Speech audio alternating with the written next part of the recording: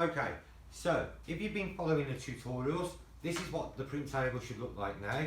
So we've got all of the Y-axis complete, fitted in with the pulleys and the belts.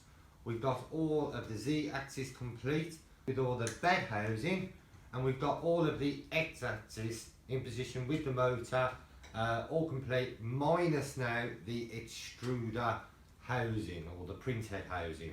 So that's what we're going to talk about now. What we've got is 3 pieces. Now the whole idea is I can take all this apart and do a strip down, just bringing it back to 2 bearings.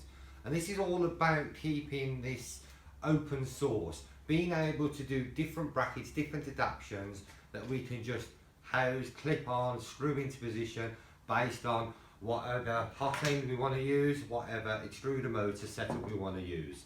So this is where I really want to encourage people to share ideas, share their creations, and so we can all get a better extrusion based on the projects, what it is that we want to do.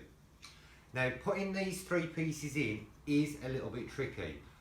The purpose of this is also it's the belt clamp for the X-axis. So it is a little bit tricky to actually intertwine and get those 3 pieces interconnected. I'm going to try and show on the video how I put those pieces in, but it's not easy, but then it's not designed to be too easy for what I've done on this particular setup. Also, you'll note what I've done there is I've set this one up for motor housing, so whether that be I want to put on some form of direct feed, or whether or not I want to use the E3D Titan extruder, that is already spaced to be able to accept the Titan extruder straight onto that mount. Okay, so let's begin. I've took the machine on its side for the moment with the hope that you can have a clear view of these bearings whilst I get the housing to put them in. Now this piece here is the back piece, and it actually goes in with the 2 holes and that part, the 2 holes pointing upwards. So we'll be looking at putting that in and then just clipping that into position like so. It actually goes that way, but this is where one of the tricky parts comes now. So that is the housing for the left hand side. So I'm just going to pull that bearing to one side for the moment. Just going to twist that in to position. Okay, so that's that one now into position. Now what we have to do is we have to slide the bearing into there, and now we're left with the 3rd piece.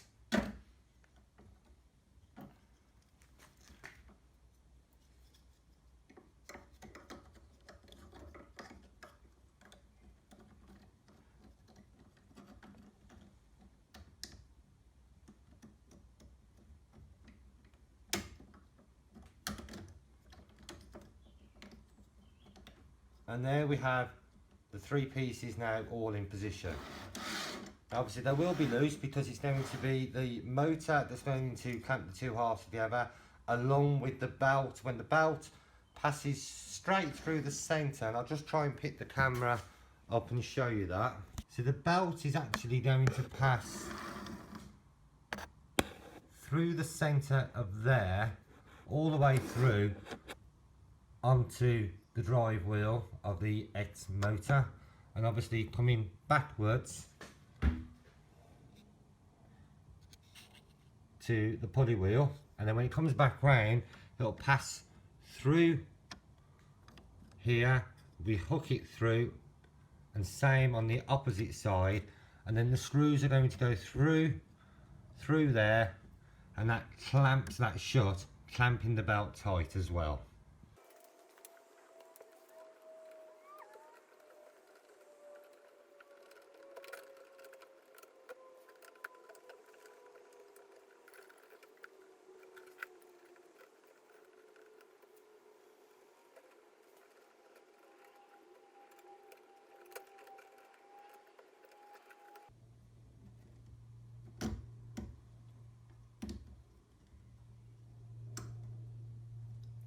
Okay, so now I can start pushing everything together, put in the actual,